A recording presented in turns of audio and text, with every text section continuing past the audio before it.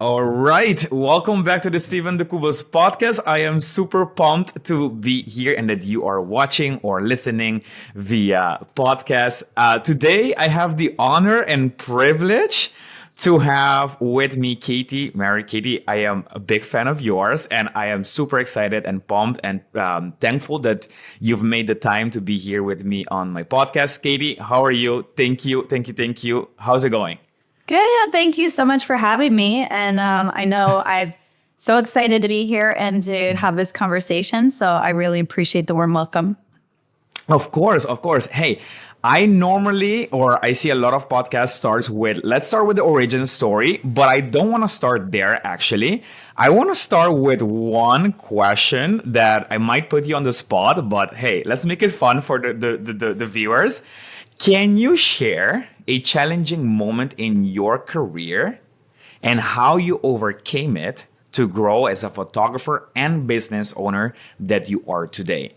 Anything that comes to mind right now? Can you share Oh my that? gosh. Well, I have a funny story, and everybody likes a funny story. But Okay. one of what I will say, there are these jobs that will hopefully come into everybody's business and their journey as a artist and entrepreneur that kind of are these defining moments, these opportunities that present themselves. And you really have to rise up to meet them. Well, one of these opportunities was a job for me in Ireland. It's still one of my favorite weddings that I've ever shot. Ended up being a Martha Stewart wedding and was one that, I ended up booking it 2 months before, something very short term. And it was just this big opportunity, but it was my first experience back. This is way back in 2014 of really shooting for kind of all day for multiple days, 4 days straight. And so when we had gotten into Ireland, we had gone to the grocery store thinking, we'll just need stuff for breakfast, but we'll have vendor meals, the normal thing like that. We just need, little did we know, no, we're going to leave in the morning. We're going to come back, well after 10, 11, 12 p.m. each night. And just the way that it went down with the venue and whatnot, we actually weren't getting vendor meals. And it was just one of those that we were just working all day, every day, and also not being fed. And so we ended up provisioning all that breakfast food, ended up becoming dinner food as well. And by day 3, we were out of food, but it's Ireland, there's nothing open. And so on the third day, I was talking to my husband and business partner, Chad, and we were getting ready to drive back after a long day of shooting. And I was we just have to eat something. And there's nothing open in this little town. And we're driving on this fancy Irish estate. And we literally are driving past this little farm area. And I was hold on, turn off the lights, give me 1 second. And I jump out under the cloak of darkness and it's 11 p.m. And I run into the chicken coop and all these adorable little chickens are half asleep on coo. And I was don't mind me, ladies. I just need to have a couple of eggs and then I will be on my way. And literally jumped back in the car and jetted off to our little Airbnb. And that was how we got through that job. Oh my God. So probably not what you're expecting, but it was one of those moments of where it was a golden opportunity, and golden opportunities don't always come with red carpets and lovely vendor meals. Sometimes they come with messy things and you just have to make it work. And that's exactly what we did. Oh my God, I love that story. I thought I had a not similar story, but around the vendor meal, I've had once they call it in Dutch tosti, which is basically like a tosti, like a sandwich, a really small sandwich, just cheese and I think it was salami in it. Yeah. And that for me was oh my God, I've just worked 10 hours and this is my dinner. But okay, from there we moved, and when we learned, now we have it in the contract. Now we make sure that you were well fed, but things can happen, right? Well, and we learned over the years even better now. We taught ourselves about intermittent fasting, so we're not cranky when we don't eat for a long period of time. And we learned how to pack our own snacks and just be self-sufficient. And sometimes, just you don't get to take a break sometimes. And that was the reality of kind of going where we were headed. So I love this. I love this. This is up to a good start. I love this podcast episode already. I love it. Okay, nice. So you are a renowned wedding photographer, and I know that you've been featured in so many magazines and blogs and websites. So I want to talk about that too. But before we get there, can you tell us like how did you start? And let me ask you this way: why wedding photography? Why did you choose wedding photography? Well, and the truth is I didn't. I actually intentionally did not choose wedding photography out of photo school. I came out of photography school. I went to photo school in Western Massachusetts and won a top general portfolio, which means I like had commercial work, I had fashion work, I had everything. And I intentionally chose not photography. I was like, no, I am going to go work for fashion photographers. So that's what I did. And so I started working in New York, Miami, and LA. I started knocking on rental house doors and putting my name on studio lists and all those things, and ended up being a photo assistant and digital tech for about 5 years in fashion photography. And that during that time was somewhere in there was when digital was born, not to age myself or anything like that. But it was also kind of when blogs were born, and there was a lot of change, including weddings really moving from white tablecloths in church basements to, at the time, mason jars and barns. But, needless to say, there was like a renaissance happening in the wedding world. And so it did pique my interest. And actually, one of the fashion photographers I worked with at the time, he got the brilliant idea of like, why don't we start a side business that will be fashion photography for weddings? He was very ahead of his time, clearly. And so, we sold it to somebody that knew him through fashion. We shot it together, and he was like, this was horrible. I will never do this again. And I was like, really? I didn't think it was that bad. And that was like where my journey started, and his business with that abruptly ended. Yeah. When was this? What year was this? Oh my gosh. This was,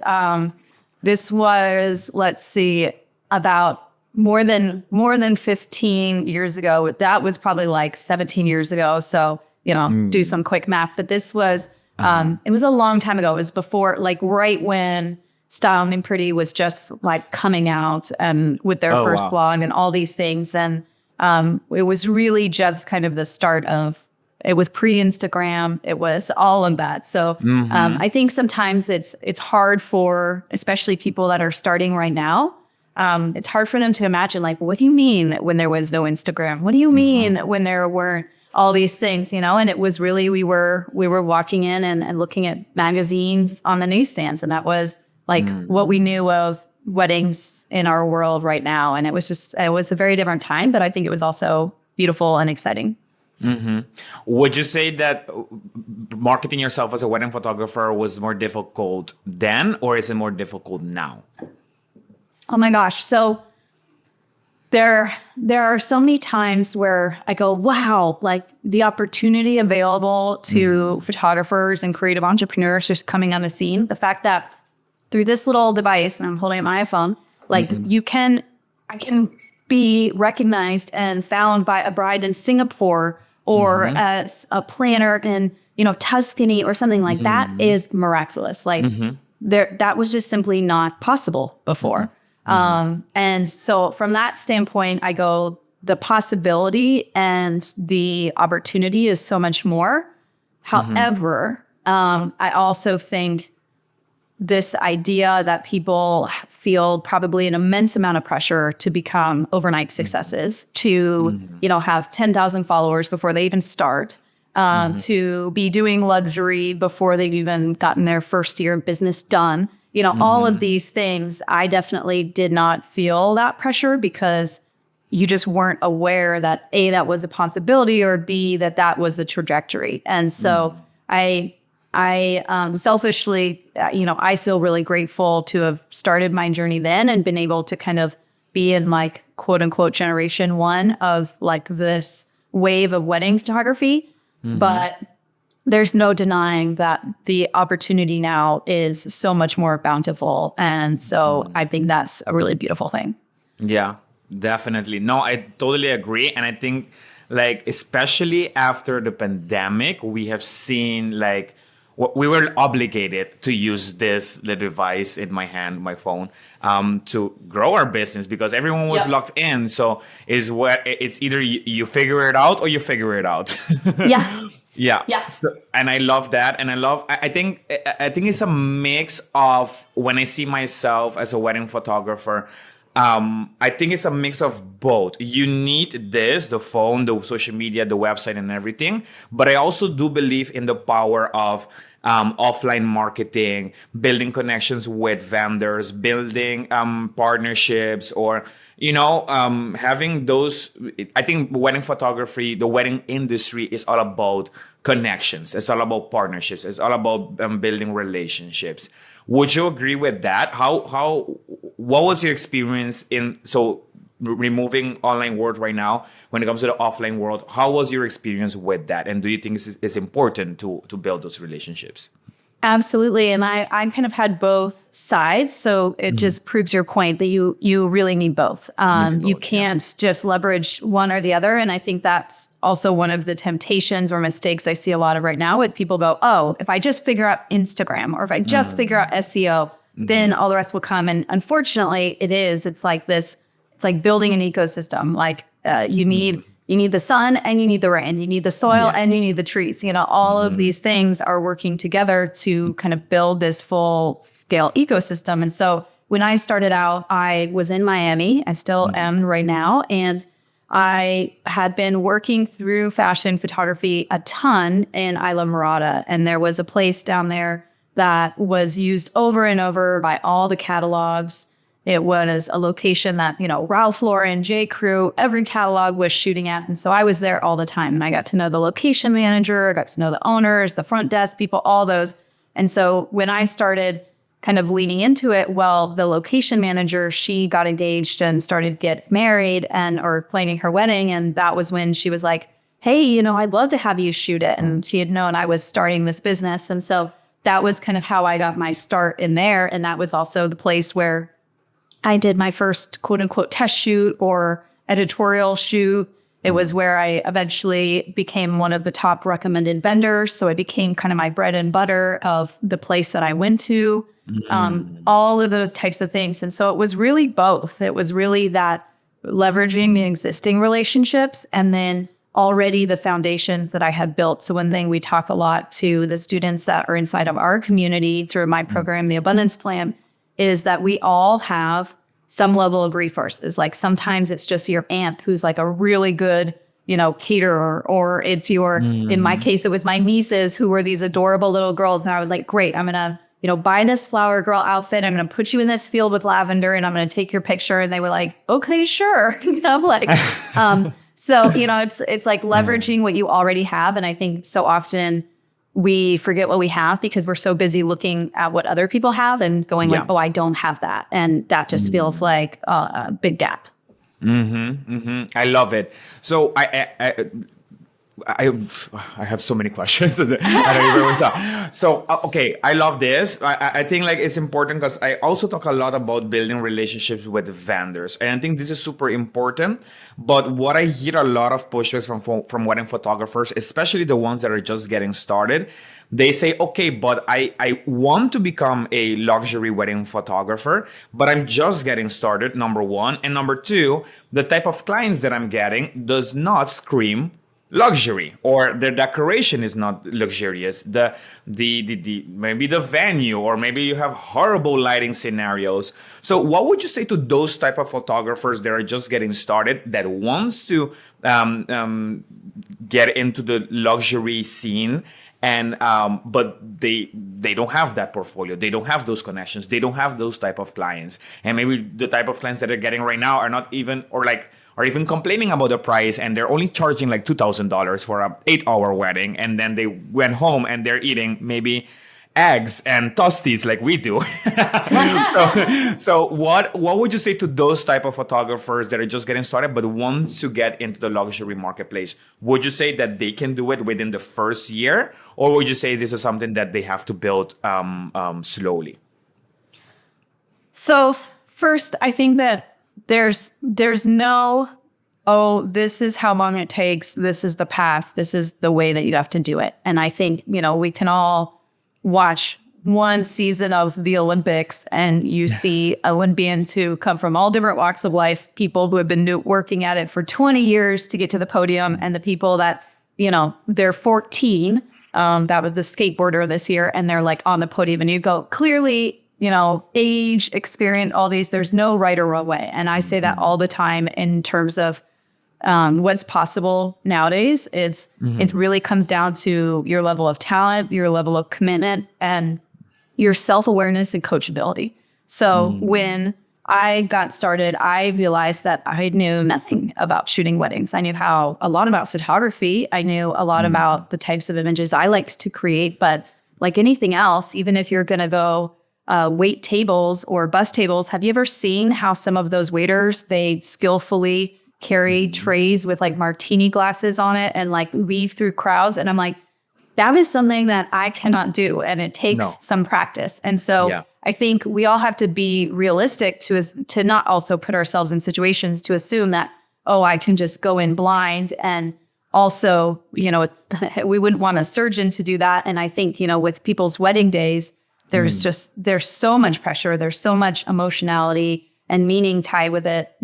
We also don't want to gamble. So I think starting with gaining that experience, for me, that was second shooting, that was eventually associate shooting, and then taking on my own weddings and building those skills, and also giving myself some space to be able to experiment and kind of, shoot on the fly and shoot in different lighting conditions, and eventually learn how to make good pictures with flash too, and all those types of things. All of that was an important piece of the process. And I think that, unfortunately, with this level of pressure of instant success, a lot of people are denying themselves that kind of apprenticeship of building their skills.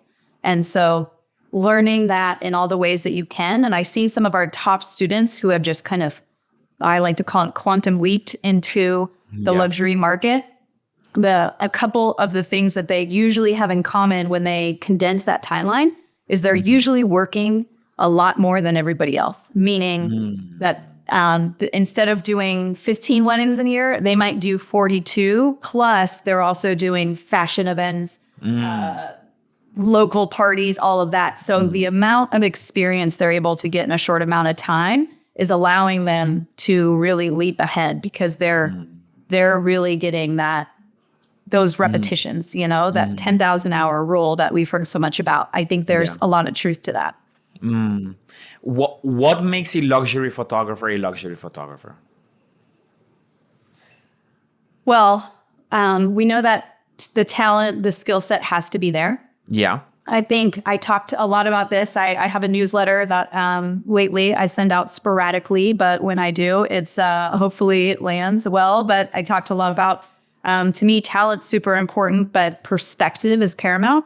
I think especially in the world where everyone's gotten the message that you must have a nice website, it better be pretty, your work better be beautiful.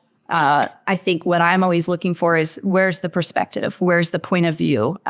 Where do they have a voice? You see this with music, right? When somebody comes on that makes a splash and all of a sudden they're best artist or whatnot, it's usually not just because they have a good voice. There's lots of people with good voices. It's usually because, wow, I haven't heard that before. And so same thing with photography. What have we not seen before?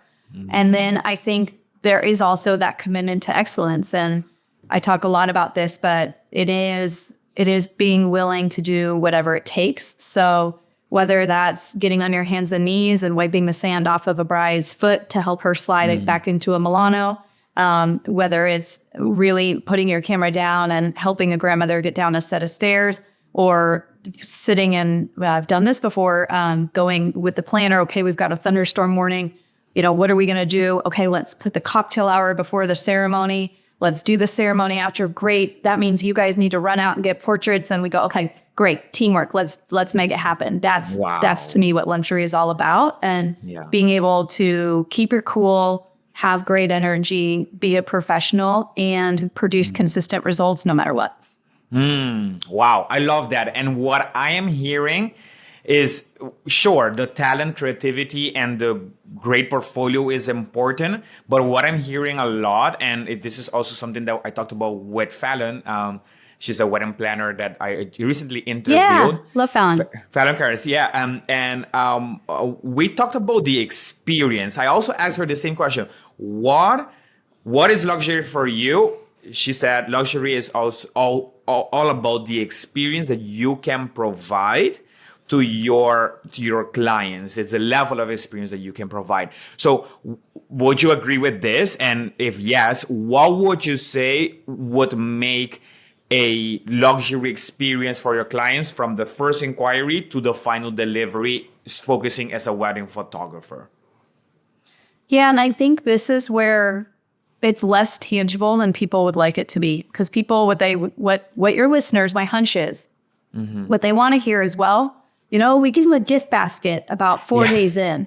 And then, we send this email about 2 weeks in. And then we do this thing. And then, the day before I show up with champagne and all of that. And they go, okay, I can do that. Check, check, check. What's a lot harder to do is, how did that client feel in the year that they were in your ecosystem? Yep. How do they feel when they were on the other side of the camera and, their aunt is over there kind of looking at them funny. They're a little distracted. They see that, the flowers are going from there to there and they are wondering why they look more yellow than they thought they would be. But yet they're supposed to be focused and present and look relaxed and romantic into their partner's eyes. Like, how do you hold their attention and really guide them through those? And I think if you think about the people who have been paramount in your life, whether that's like a doula when you're giving birth or, a doctor with bedside manner or a great therapist or, sometimes it's even like the technician changing the tires on your car, but you were like, wow, they really went above and beyond. It's because they made you feel at ease, supported, taken care of. Like, oh, if there's anything that I have to worry about on this wedding day, it is not my photos. And so I think to me, that is really what it is. And that is a lot less tangible. It's a lot less about steps. And it's a lot more about every bit of it, right? When you have a great meal, and every bit of it was perfect, from the candlelight to the way that they guided you to the table and pulled out your chair and, the way that they poured the soup in front of you, all of that. But then like at the end, they were like, all right, here's your bill. I'm going to need this table in like 3 minutes. So if you guys could wrap it up, that'd be great. Like all of that now just went up in a ball of smoke. And you were like, well, that really left a sour taste in our mouth, right? Like, and I think it's that nuance. And so it's so tricky because we like to go, yeah, but didn't you see I did 98% of it just perfectly? And I think about that all the time. And I know, and I'm, the first to confess, all these years later, even knowing what I need to be doing and what I can be doing better,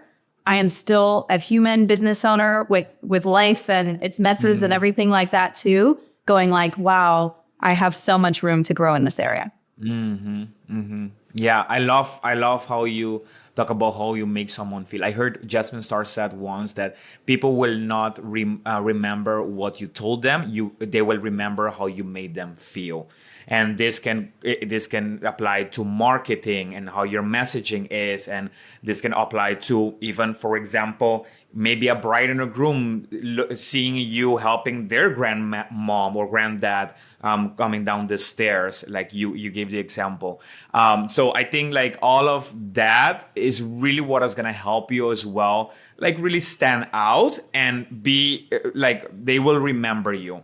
And I think one of the things that I have noticed that has really helped me as well, and I'm trying to make this really valuable for wedding photographers as well, is that for me, what I like to focus a lot on is also on the parents on the wedding day, because the parents are the ones that is going to talk a lot about their daughter or son's wedding. And if I can make a great impression with their parents, hey, they're going to talk about me and they're going to rave about me. And this was also really helpful. And this also helps with the experience. So I totally agree with you on that. I wanted to go a little bit more deeper when it comes to building a wedding photography business. And I actually want to talk about one of the things that I hear every single time. And I think you hear this a lot too, which is all about pricing. Can we talk about pricing? Of course. Of course. Who Okay. doesn't like talking about money? Yeah. So let me ask you this: pricing on your website, yes or no, and why? So my rule of thumb is no, unless you are just starting out and you're not yet in the early entry luxury market. So I'd say anything under 5,000, then it's okay. Because if you're in a market where, say, it's your first year and you're charging $2,000 and $400 for a portrait session, great. I think that's fine to let people know that investment. But as you kind of scale into that kind of entry level luxury, we'll call it, I think no. Okay. When you spend on that, why not? So the idea then is that at that point, I prefer for people to inquire, for you to capture that lead, and for you to be able to gather a bit more information. And sometimes it is a matter of educating them that and providing that custom tailored proposal. And it's funny because recently at another industry event, we were talking about these Reddit threads where there's all these Reddit threads of like all the photographers pricing, and now everyone's going to be Googling this. But, I was saying how it's really the silliest thing ever, because imagine if you were to ask hotel room rates are a great example and say, well, the Four Seasons, their room rate is $250. Well, was it $250 on a February Tuesday, or was it $250 on New Year's Eve? Was it $250 on Christmas Day, or was it $250 the day before? Same night rate, whenever. And without context, it means absolutely nothing. And same thing, it's, the hotel charges $100 per person. Well, is that per person for hors d'oeuvres, or is that per person for filet mignon and lobster on the side?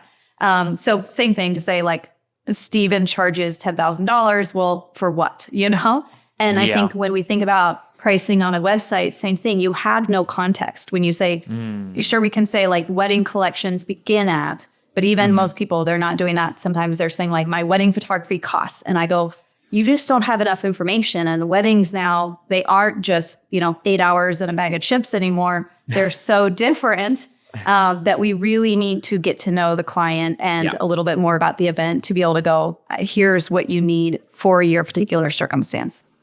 Yeah. And I also believe, to add to that, is that if you are, for example, in this case, we're charging, let's say, $10,000 for a wedding. I think like your marketing, your portfolio, your website, everything that comes first before someone actually inquiry for your wedding, for your pricing, they should already have built a relationship with you in one way or the other, like maybe following you, maybe downloaded a guide, maybe visited your website. I don't know, maybe read a blog post. But if you are at the level, I think that it also helps you with getting rid of the price shoppers. Yes. And it really, if they're gonna inquire, is because they know, they already have, based on your marketing and how you present yourself, they already have an idea that your pricing is not gonna be that $2,000 wedding, $2,000 for a wedding. For example, when I see you, I don't know your pricing, but I know that if I'm going to inquire you for my wedding, I know I'm not going to pay $2,000 for your services. Right. So I think it has to do a lot with that too, with the personal branding, with your marketing, with how you put yourself out there, but also with the type of vendors that you're working in. What type of portfolio do you have? I think all of that also helps. And I also, I do agree with not pricing on your website, not putting your pricing there. In my case, apart from that, is also that I'm right now in Aruba. In Aruba, we work with different, I work with different resorts. So I have partnerships with the Marriott, with the Ritz-Carlton, and these luxury resorts, which sometimes it could be different, my pricing versus their pricing. Because maybe they upcharge or they have service fee, things like this. So if I'm communicating, let's say in this case, a $10,000 fee, and in reality is $12,000, you want to avoid that almost like problem or like issue with the couple, because we're both communicating two different prices. So to avoid that, I always say, do not put your pricing on your website. Make sure you have a system that you can grab those leads and then continue the experience with them so you can book them. And I think this is also really, really important. And I think you do a great a job also with your abundance plan. We talked about this a little bit, so you can also expand on that too. I think like when it comes to the pricing, is a tricky conversation to just put a number on your website and let people go based on that. I think once you educate your clients even more, you get a different understanding, and you can turn those leads that perhaps wasn't planning to spend 10,000 on a wedding. Now they're spending 15,000 because of that education. Yeah. Yeah. And I think it's a different mentality. And that's kind of going back to your question about luxury. That's also just the start of being a luxury vendor. Means I'm willing to do a little bit more laid work, to field more leads, to do a little bit more back and forth in the inbox, because I'm committed to this personalized approach. And that, to me, all these little things are the makings of a luxury vendor. And so when people go, oh yeah, but like proposals are a lot of work, or I tried them and they didn't work for me. And I go, well, it's a commitment to this larger place of where you're going. And if you're saying, hey, I want to be at the top, and you go, well, the one thing that we can all agree on that's in common is top luxury weddings, they require custom tailored pricing. And so if you know that's where you want to be, well, why not dress for the job that you want? Yeah. Ooh, drop some mic. So let me ask you this. We're still talking about pricing. So what makes, or how do you, so for example, we have a wedding photographer right now charging $2,000 for a wedding. How do you increase your price from $2,000 for a wedding to a $10,000 for a wedding? How do you make that big shift? Do you like from one go? Do you incrementally increase? What would you say? Yeah. So number one, this is exactly why I created the abundance plan, because it is so much more than one thing. And it is something that we need you first and foremost. You are your business. Your business is you. So if you're not already on a growth trajectory in your own development as a human being, an artist, and an entrepreneur, you're going to find it difficult to just up-level your pricing if you're not up-leveling all those things, all those aspects of yourself. And they're all versions of you living inside, this meat skin and this personality that you have. But when you go into this business, you have to be all three of those things. You have to be a human being, an artist, and an entrepreneur. And they all have to grow, ideally simultaneously, for you to get to where you want to go. So one thing that I really like to do is a lot of the times, the times that I've had coaching clients, is go, okay, you're here. We've got the little dot. Just like the airport, you want to go here, and you've got to get from A to B. What is over here? What is this version, this $10,000 version of you have that this one here doesn't right now? And sometimes it's really tactical. Sometimes it's like, oh, this version over here, well, they have consistent second shooters, so they have that support and that high level team that allows them to just deliver more thorough coverage. They have drone. They have custom tailored proposals. They probably dress a little bit nicer. They're probably a little bit more confident. They're probably doing things like scouting and showing up early and leaving late, all of those types of things. So one exercise everybody can do that's just really straightforward is they can make a list of just those gaps and go, okay, how do I, that might be your guide of like, okay, well, I actually don't have a drone and I don't know how to fly one. Maybe that's like the next knowledge gap I'm going to fill. And you can just start checking those off. And like I said, then there's also, most often people go, wow, when I think about me here and think about me there's a whole bunch of imposter syndrome that comes up between those two things. And that's where we go, okay, there's a lot of up-leveling that we have to do. And that's really kind of how we created this program, because I knew for me, entrepreneurship, and especially when it's your creativity, it is self-development on steroids. Yeah. And it will show you all your shadows. And so it usually people go, I am not going to be able to do this all by myself. I need some support. I need some community and some guidance. And that's where a lot of people find it beneficial to do this from somebody who's done it before or in community. Yeah. Yeah. I always say, especially as a personal brand, is the easiest, but yet the most difficult business to build because it's you. If you're Yeah. working for a studio, it's the studio, but it's Yep. you. It's Steven. Yes. It's Katie. If Yep. something goes bad, wrong, like horrible, it's you. If it goes right, okay, also you. But it's still you. Yeah. And there's, like you said, there's beauty and hardship in that, because same thing is if you are not getting the leads or the bookings, which I know we're in a season right now where a lot of people are feeling like they're in that boat. Well, you don't just question what's going on in the wedding industry and the economic marketplace. You question what's wrong with me. What did I do? Am I broken? Like, do I just not have what it takes? And it throws you into this kind of self-critique of like, oh, who was I kidding? I can't, do it anyways. Or what everyone has told me is not right, or all those types of things. And so it can be really alienating. And that's where I think it's really important to really have those things in place where you have people that you can talk to during those times. You have the tools and the skills to be able to pick yourself back up. And I know people like to poo-poo mindset work and go, just give me the marketing strategy. And I go, well, good luck, because when you find yourself in a really sticky situation, or God forbid you made that mistake, if you're in this industry long enough, you're going to mess a few things up. It is that resilient mindset that will allow you to pick yourself back up, to learn the lesson that you needed to learn, and then to go forward, and continue on time and time again. Yeah. Yeah. Can we talk about the abundance plan? Sure. Tell me more about it. What is it? Who is it for? Yeah. So it really was born out of this place of really picking myself back up time and time again in the trenches and throwing spaghetti at the wall, going, I know I want to do this better. I know there's got to be an easier way. I like to say I learned slow and hard so that I could teach people to do it faster and easier. And that is the truth. It's really the program that I wish I had had at year 1, year 5, year 7 of my career, and really allows you to step into to do the steps and create the business vision. But also when I talked about the artist, you and the entrepreneur, to look at all 3 of those aspects of yourself as you're on this growth path and start to chart that course.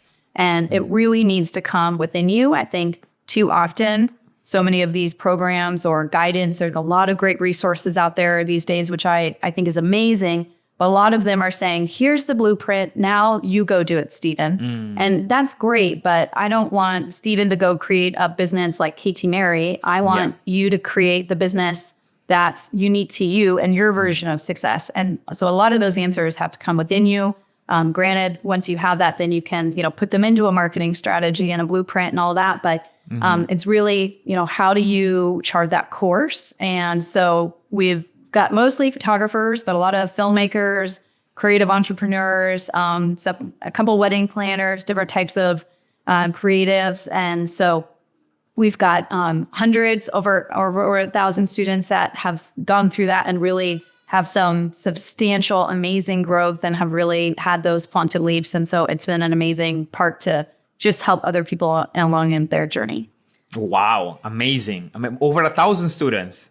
Yeah. Wow. Yeah. I love that. Where can we get more information about the abundance plan? Yeah. So Katie Mary Education, that's both on Instagram and the World Wide Web. That's the best place for all things education. And I really am always just trying to provide more resources as we navigate times that just seem to be getting faster and faster. I think really making sure that you always have a plan for your business and your own development is just a requirement, just the same way a website and an Instagram profile is. Nice, beautiful. I love it. I'll make sure to put in the description as well for the viewers that they can go and watch it over there. Cool. I want to talk about publication as well. This is something that I hear a lot of wedding photographers. It's like that's my big goal, and I know because I saw your 3-day live event. I can't remember the name right now. But either was day 1 or day 2, you talked about, I think you told your story about wanting to getting featured in Martha Stewart, I believe it was. And then you, that was a goal. And for most wedding photographers, that's the goal. I want to get featured here. I want to get featured there.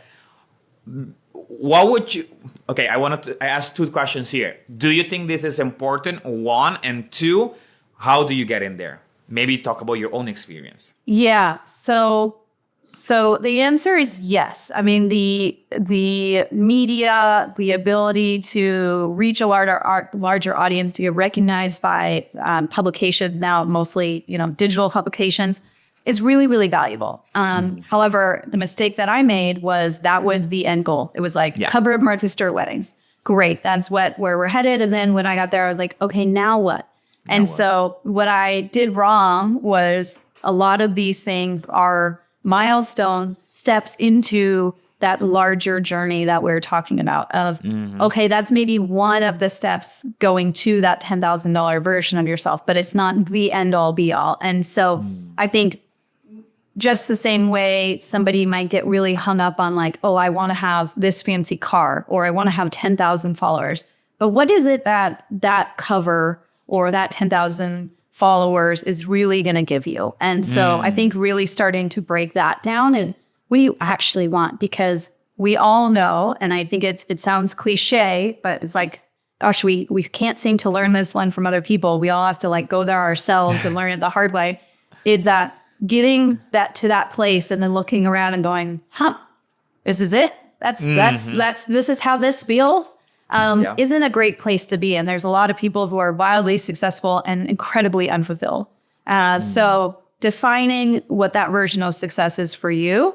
And chances are, there's some publication along the way.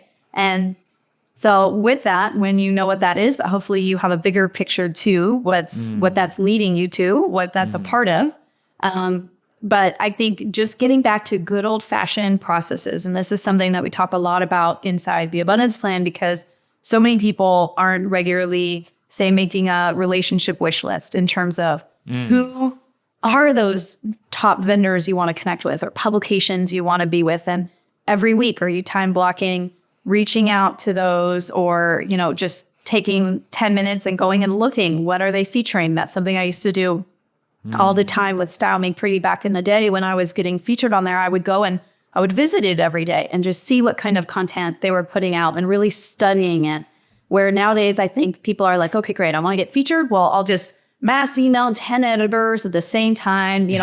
I'll probably misspell a name or not even put their name, and all these things. And it's kind of like this spray and pray approach where I think a little bit more intentionality. Once again, remembering that there's human beings on the other side.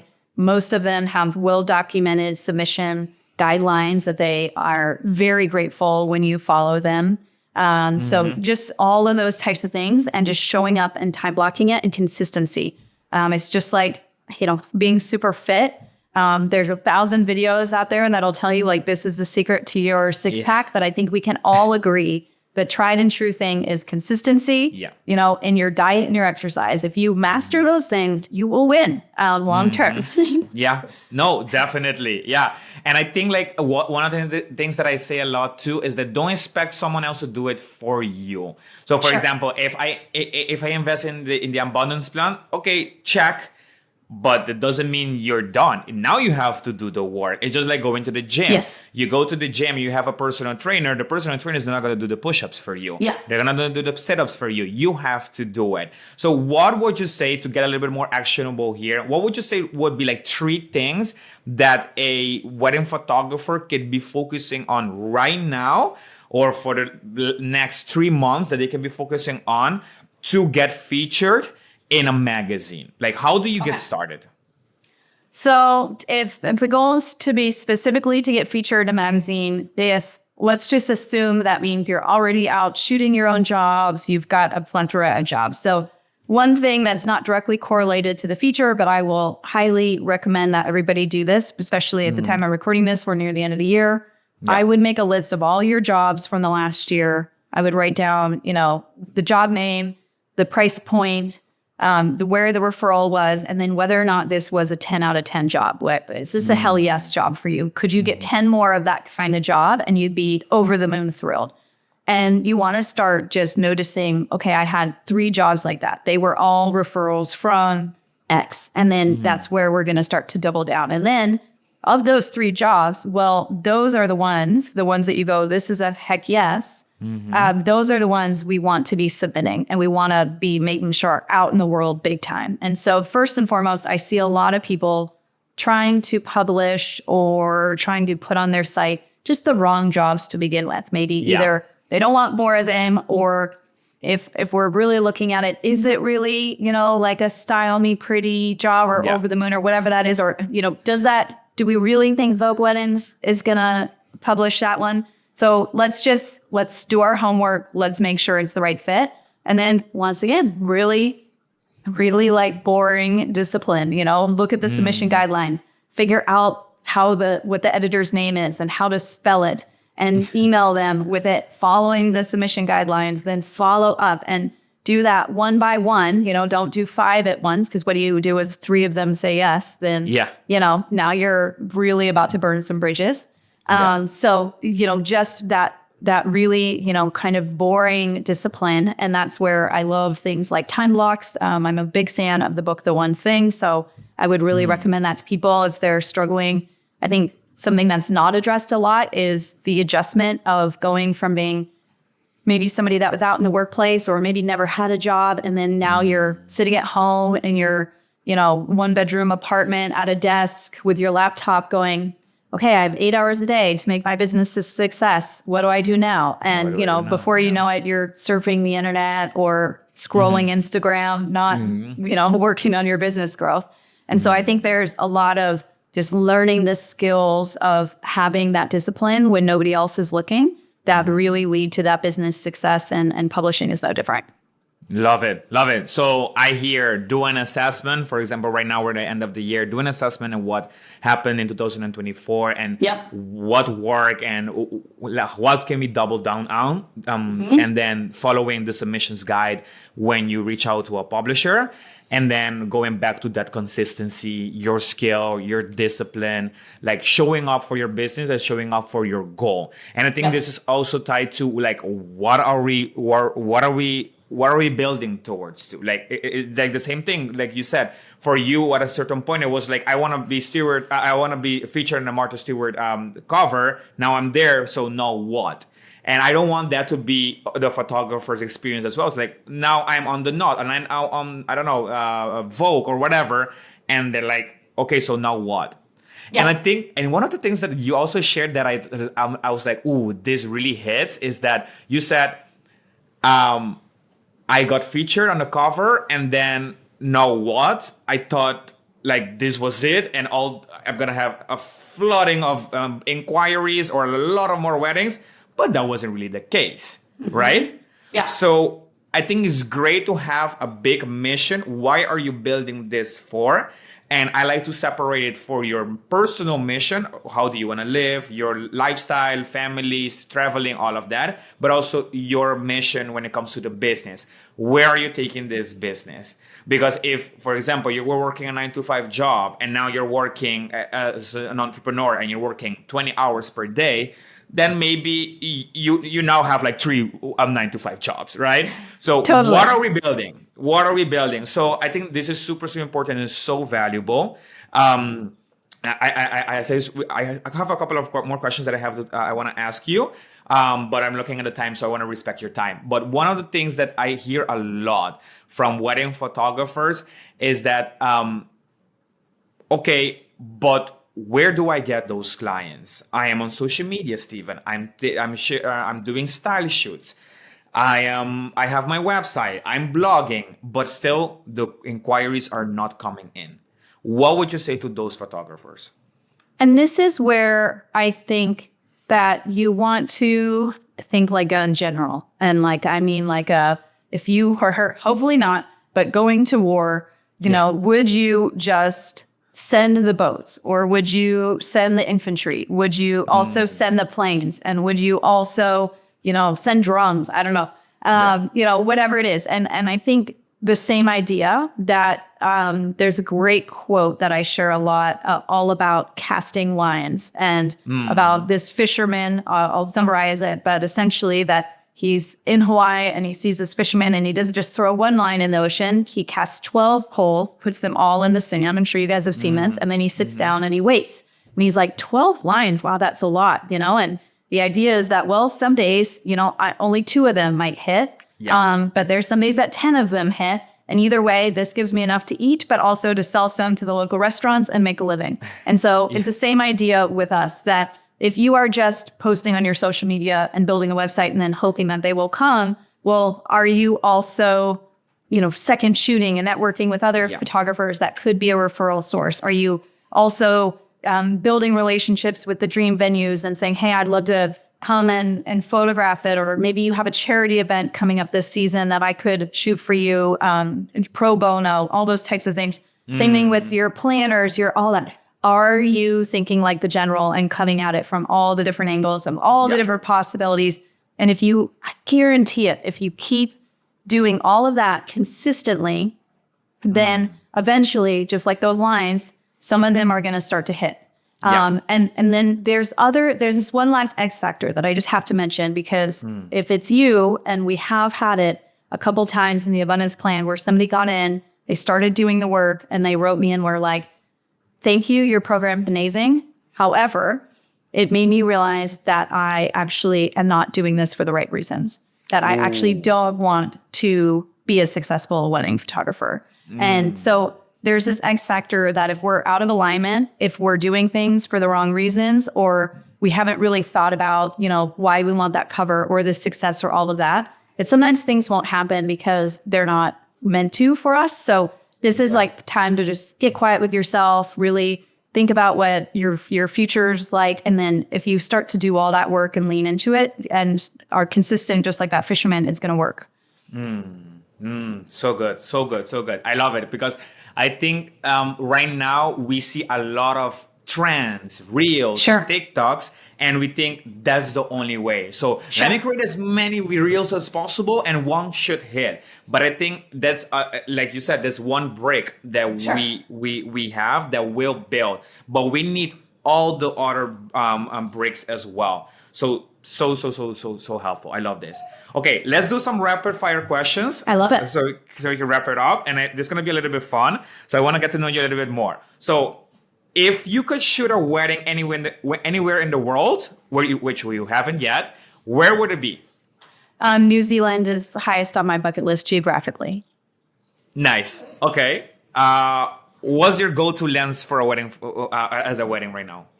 The Zeiss 50 1.2, I shoot Sony. So, but I love the same version. Zeiss, it's 80 millimeter on the contacts. Those are my go-tos. Nice. And the 1.2, beautiful. I love it. Do you remember the first camera you ever owned? Yes, it was a point and shoot little like Panasonic silver thing where it had that little like sliding thing that went over the lens back and forth. 35 millimeter film. And I used to go through film like that, like crazy, mostly just photographing my animals. Do you still photograph films? I do still shoot film. Yeah. Yeah. Nice. What's your biggest creative inspiration outside of photography? Nature, hands down. She's the most talented of artists, and I draw most of my inspiration from her. Wow, love it. Okay, last one. What's one thing people might be surprised to learn about you?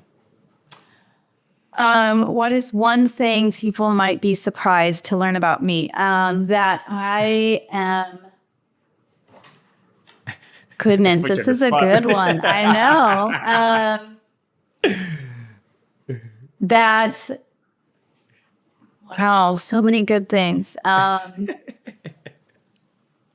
I think one thing is that I'm actually quite an introvert, that I, even though I photograph parties and all of that for a living, I historically haven't been like life of the party slash like so many of our industry friends that are like, oh, I can't wait to just get dressed up and go party with our friends. That is not me, that and then the second that most people probably didn't know was that I used to be a wrangler on a cattle ranch, and that's where I really got my start, was swinging saddles in northern Nevada, and worked on a cattle ranch for about 6 years before stepping into the photography world. Wow. Wow, I didn't know these things. So if And I know that, anybody needs some help with a horse or two, I've got your back. yeah. I love it. I know that you're a big animal lover, and I think you have Yes, a dog right next to you right I now. do. Or if she's like giving me that like, as soon as you're done, I'm gonna go outside. Yeah, I love it. I love it. Well, good news for her because we're wrapping up. Hey, Oh. tell me, how can we connect with you? How can we Yes. learn more about you, about the abundance plan? Where can I send my listeners to get Yeah. connected with you? Well, first and foremost, thank you again. It's been such a lovely conversation and such a pleasure. And I think anybody who's out there trying to make it happen, just remember, it is anything is possible in a short amount of time, in just a few years, if you really keep showing up for yourself Yeah. and going after it for all the right reasons. And so feel free, don't be a stranger. You guys can reach out anytime. I'm at KT Mary, like KT, and then Mary, like Merry Christmas, and then at KT Mary Education for all that kind of behind the scenes and where I dig deeper on how to actually grow a creative business and stay happy, joyful, and abundant through the whole process. I love it. I love it. I love it. Katie, thank you so much for your time and your energy and your story and sharing all these valuable insights with my listeners. I appreciate you a lot. I actually have plans to go to Miami. If by any chance you're there, I might shoot you a Yeah, hit message. me up. And hey, I'll hit you up and we might get to know each other there too as Yeah, well. That would be I would super love fun. that. I would love that. Love it, love it, love it. Awesome. So thank you again. Have a beautiful day and go take care of your dog. Yes. Thank you. Thank you so much. course. Thank you for having me. Happy holidays. Hey, happy holidays to you too. Thank you. Yes. Thank you.